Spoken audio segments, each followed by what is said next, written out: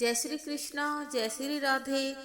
भागवत कथा सुनने वाले सभी भक्तों का आज की कथा में हार्दिक स्वागत है। भगवान विष्णु और माँ लक्ष्मी की कृपा सदैव ही आप सभी पर और आपके समस्त परिवारजनों पर बनी रहे। तो आइए आज की कथा में सबसे पहले सुनते हैं वरुण लोक से नंद बाबा को छुड़ा कर लाना। श्री सुखदेव जी कहते हैं, हे परीक्षित, नंद बाबा ने कार्तिक शुक्ल एकादशी का व्रत किया और भगवान की पूजा की तथा उसी दिन रात में द्वादशी लगने पर स्नान करने के लिए यमुना जल में प्रवेश किया। नंद बाबा को यह मालूम नहीं था कि यह असुरों की बेला है, इसलिए वे रात के समय में ही यमुना जल में घुस गए। उस समय वरुण के सेवक एक असुर ने उन्हें पकड़ लिया और अपने स्वामी के पास ले गया। हे परीक्षित, नंद बाबा के खो जाने से ब्रज के सभी गोप भगवान श्री कृष्ण की शरण में गए और उनसे प्रार्थना की, हे श्याम सुंदर श्री कृष्ण, अब तुम ही अपने पिताजी को लाने में समर्थ हो। उनकी यह बात सुनकर भगवान श्री कृष्ण को यह जानते हुए तनिक भी समय न लगा कि यह वरुण के सेवक की करतूत है। तब वे वरुण लोक को गए। जब लोकपाल वरुण ने देखा कि स्वयं भगवान पुरुषोत्तम पधारे हैं, तब वरुण ने बड़े ही भाव से उनकी पूजा और स्तुति की। भगवान, आज मेरा शरीर धारण करना सफल हुआ। आज मुझे संपूर्ण पुरुषार्थों की प्राप्ति हो गई, क्योंकि आज मुझे आपके चरणों की सेवा का अवसर प्राप्त हुआ है। हे भगवान, मेरा यह सेवक मूढ़ और अज्ञान है। यह अपने कर्तव्य को भी ठीक ठीक नहीं जानता। भूलवश यह आपके पिताजी को यहाँ ले आया। हे प्रभु, आप इसके अपराध को क्षमा करने योग्य हैं। कृपया आप इसे माफ कर दीजिए तथा नंद जी को उनके सुपुर्द करके उन्हें भगवान श्री कृष्ण के चरणों में प्रणाम किया। हे परीक्षित, भगवान श्री कृष्ण अपने पिता नंद बाबा को लेकर ब्रज को लौट आए। तब नंद जी ने अपने जाति भाइयों से वरुण लोक तथा भगवान के संपूर्ण वैभव एवं ऐश्वर्य की बातें कही। श्री कृष्ण के प्रेमी ब्रजवासी नंद जी से यह सुनकर ऐसा समझने लगे कि ये श्री कृष्ण तो स्वयं ही ईश्वर हैं। कभी तो हम लोगों पर भी कृपा करके जगदीश्वर हमें अपना मायातीत स्वधाम दिखलाएंगे। हे परीक्षित, भगवान श्री कृष्ण सर्व अंतर्यामी हैं। उन्होंने अपने प्रेमी भक्त उन गोपों को माया अंधकार से अपना दिव्य धाम दिखलाया, जिसे देखने के लिए बड़े बड़े मुनिजन लालायित रहते हैं। श्रीमद् भागवत में 4 प्रकार की रासलीला का वर्णन आया है। वेणु गीत प्रसंग में कुमारी गोपियों के साथ रास क्रीड़ा, यज्ञ पत्नियों पर कृपा प्रसंग में विवाहित गोपियों के साथ, गोवर्धन लीला में वृद्ध गोपियों के साथ और चौथी संन्यास के प्रसंग में संत स्वरूपा गोपियों के साथ रासलीला। अतः मुख्य रासलीला इस प्रकार है: गोप बालकों के साथ, गोओं के साथ और गोप युवतियों के साथ। आइए अब सुनते हैं रासलीला। शरद ऋतु की उस चांदनी रात्रि की सुंदरता को देखकर भगवान श्री कृष्ण के मन में उन श्रुति रूपधारी गोपियों पर कृपा करने के लिए रासलीला करने की इच्छा प्रकट हुई। एक एक गोपी और एक एक श्री कृष्ण के रूप में मंडल तैयार हुआ। अब वंशी की ध्वनि गूंजने लगी तथा ताल के अनुसार ही गोपियों ने उनका अनुसरण किया। अतः विष्णु पुराण में भी रासलीला का वर्णन विस्तार किया गया है। स्कंद पुराण के अनुसार सांडिल्य ऋषि ने राजा परीक्षित एवं ब्रजनाभ को रासलीला का रहस्य बतलाते हुए श्री राधा की प्रसन्नता ही रासलीला का मुख्य हेतु बताया गया है। और यह रासलीला वास्तविक एवं व्यवहारिक 2 प्रकार की मानी गई है। श्री सुखदेव जी वर्णन करते हैं, हे परीक्षित, वह रात्रि शरद ऋतु की थी। वर्षा आदि प्राकृत प्रभाव से वृंदावन के उस उपवन में फूल मल्लिका, बेला, चमेली, जूही, चंपा, केतकी आदि सुगंधित पुष्पों की वायु को लेकर उस उपवन को सुगंधित कर रहे थे। अतः चीरहरण के समय भगवान श्री कृष्ण के द्वारा ब्रज की गोपियों को जिन रात्रियों के लिए कहा गया था, आदि उन सब ने पंजीभूत भगवान श्री कृष्ण ने अपनी प्रिय बांसुरी देवी की आराधना की। श्री कृष्ण ने कहा, हे वंशी देवी, मैंने तुमको अपने कर सरोज की शैया पर सदैव सम्हारा सुलाया तथा अलकन से व्यार की और पलकन चमर की एवं अधरामृत का पान भी कराया। हे साध्वी, मैंने तेरी सभी प्रकार से सेवा की है, आज तुम मुझे उस सेवा का फल तो दे दे। सवैया कल कंज की शेज पे सैन दई, अधराधर के तकिया सरसाई, लोचन के पट पंखा किए, अलकावली झूला मुकुंद झुलाई, श्वासन में मनुहार करी, अंगुरी पग चापत लाड लड़ाई, स्वामिनी तय बड़ी सेवा लई, अब लो तो कछु यह काम न आई। श्याम सुंदर श्री कृष्ण की इस प्रकार विनय सुनकर वंशी देवी का हृदय प्रेम के आवेग से गदगद हो उठा और वह बोली, हे प्राणेश, आप मुझे आज्ञा तो दीजिए। मेरे शरीर, मन और कर्म से जैसी भी बन सकेगी, मैं हर समय उसे करने को तैयार हूँ। वंशी के मुख्य 4 भेद बताए गए हैं। ये वंशिका, सम्मोहिनी, आकर्षणी और चौथी आनंदनी अथवा मुरलिका। भगवान श्री कृष्ण ने कहा, मुरलिके, आज तक मैं इन ब्रजवासिनी गोपियों के घरों में जाते हो अथवा गाय चराए के जिन गोपिन के घरन की खिड़की के नीचे से ब्रज में आते हो, वे सब की सब गोपी मोही नंद को छलियो कहीं के पुकारती ही। आज तू मेरे संग मिलकर ऐसी सुरीली एवं रसीली धुन से ब्रज की वे सभी गोपी तेरे वहाँ धुन को सुनकर और बेसुध होकर दौड़ती, लटकती, भटकती, अटकती और मटकती भई यहाँ चली आवे। अपने श्याम सुंदर श्री कृष्ण की यह बात सुनकर वंशी देवी ने कहा, हे प्राणेश, आप जैसी जैसी मोही आज्ञा देंगे वैसी वैसी धुन से मैं भी आपको अनुसरण करूंगी। तब भगवान श्री कृष्ण ने चरण पहाड़ी कामवन के पास के ऊपर चढ़कर मुरलिका को अधरों पर स्थापित करके अपनी प्राण प्रिया को बुलाते हैं।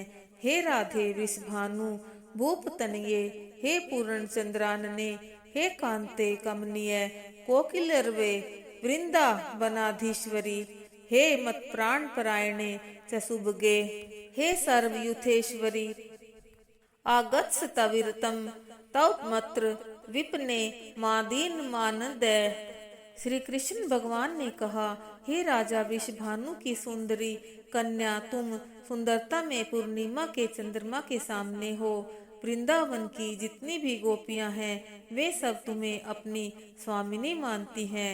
हे सौभाग्यशालिनी यूथ युथेश्वरी, मेरी प्राण प्रायणी, तुम शीघ्रातिशीघ्र इस उपवन में आकर आनंदमय कर दो। सज्जनों, यह टेर सुनकर श्री रास रासेश्वरी राधा रानी के मन में ऐसा विचार आया कि एक बार के बुलाने से ही यदि मैं उस उपवन में चली गई तो फिर मुझे इतना मान सम्मान नहीं मिल पाएगा।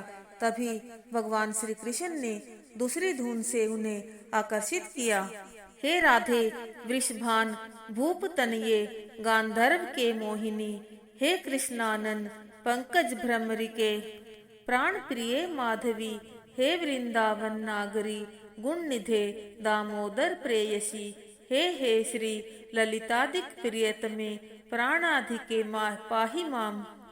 जब श्याम सुंदर श्री कृष्ण ने दूसरी बार इस प्रकार अपनी प्राण प्रिया श्री राधिका राधा जी को बांसुरी की धुन में बुलाया, तब अपने प्राण आधार श्याम सुंदर श्री कृष्ण की टेर सुनकर उनसे रहा न गया और वे दौड़ती हुई उस उपवन में चली आई। हे श्याम सुभगे स्वभाव चपले चित्रे विशाखे प्रिय, हे चंद्रावली श्यामले च ललिते, हे तुंगभद्रे रमे, हे भद्रे सुखदे च चंपक लते, हे स्वर्ण रेखे स्वभे अन्याया मम वल्लभा व्रज परे तास्तूर्ण माँ गच्छत। इस मुरली की धुन को केवल प्रेम योगी योगिनी गोपियों ने ही सुना, किसी अनाधिकारी ने नहीं सुना और वे सब की सब भगवान श्री कृष्ण के पास उस उपवन में आ गई। गोपियों की उस दशा का वर्णन श्री कृष्ण के भक्त रसखान ने भी किया है। रसखान जी का एक सवैया भी है। बजी है बजी रसखान बजी, सुन के कोऊ गोप कुमारी नजी है। जी है कदाचित कामिनी कोऊ, तो हाल बेहाल सो होय अजी है बचाव को कौन उपाय, तियान पे मैन ने सैन सजी है तो मेरो कहा बस है, सुनो बैरिन बांसुरी फिर बजी है। सम्मोहिनी वंशी की ध्वनि सुनकर गोपियां अपने तन मन की सुध बुध भूलकर अपने स्वामी प्राण प्रियतम श्री कृष्ण से मिलन की आशा को पूरी होती हुई जानकर उपवन में उनके समीप पहुंच गई।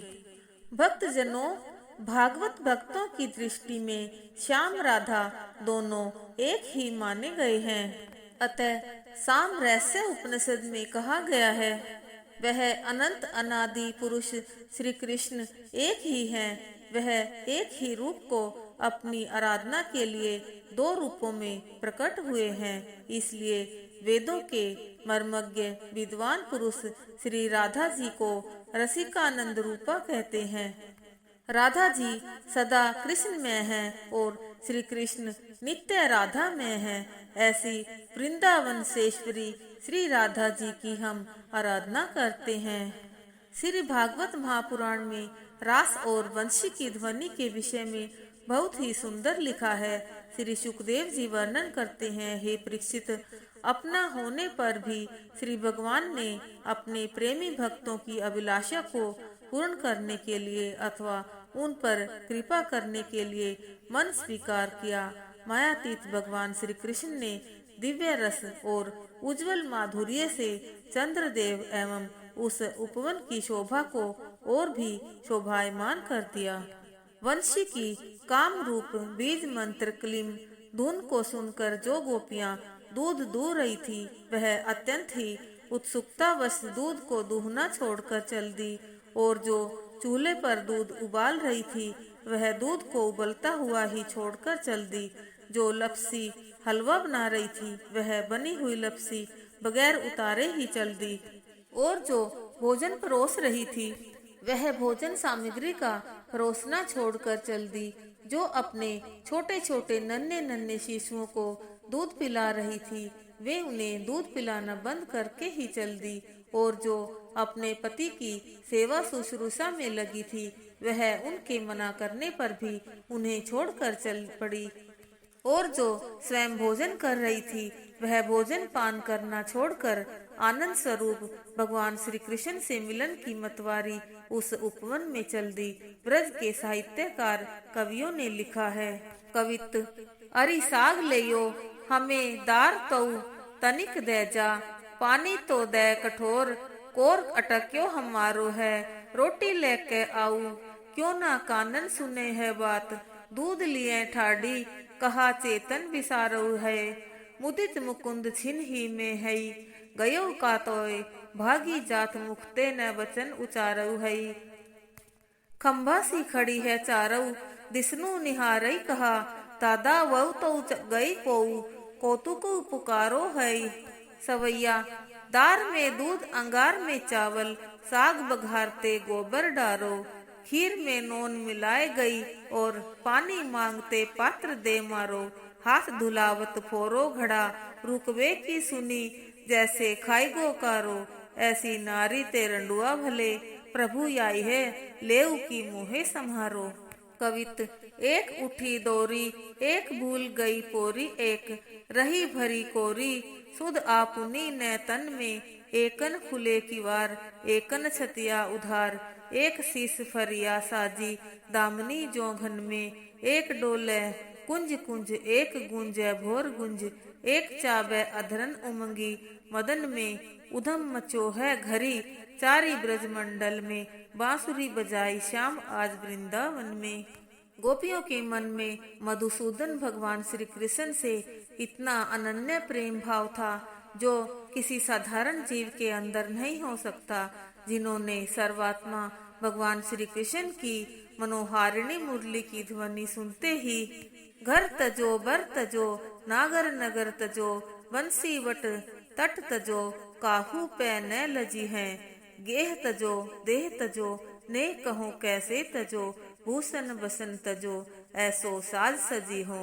बाबरो बयो है लोक बाबरी कहत मोही, बाबरी कहो तो कह काहू ना बरजी हो। कहिया सुनैया तजऊ, तात मात मैया तजऊ, सब तजऊ दैया पई, कन्हैया नाही तजी हूँ। ऋग यजुः साम अथ व्याख्या वेदाश्चत्वार उद्यता, इतिहास पुराणम च पंचमो वेद उज्यते।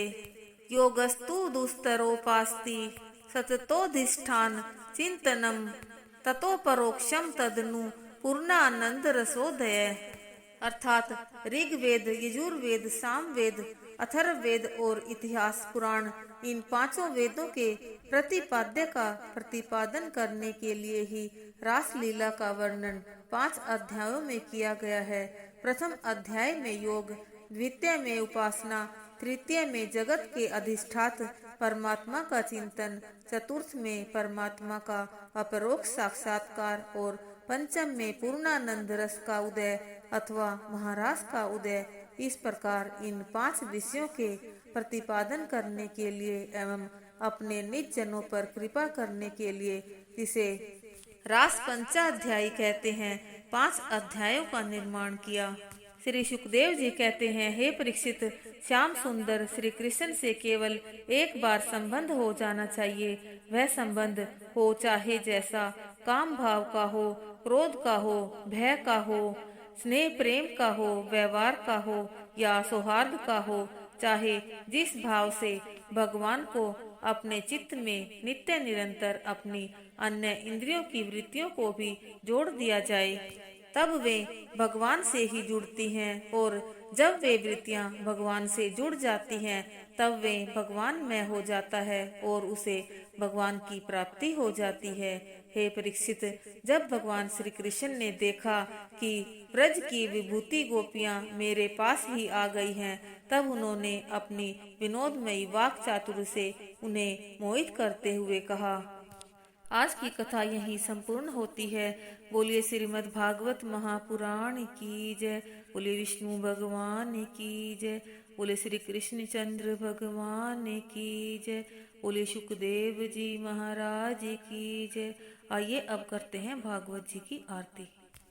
श्री भागवत भगवान की है आरती, पापियों को पाप से है तारती।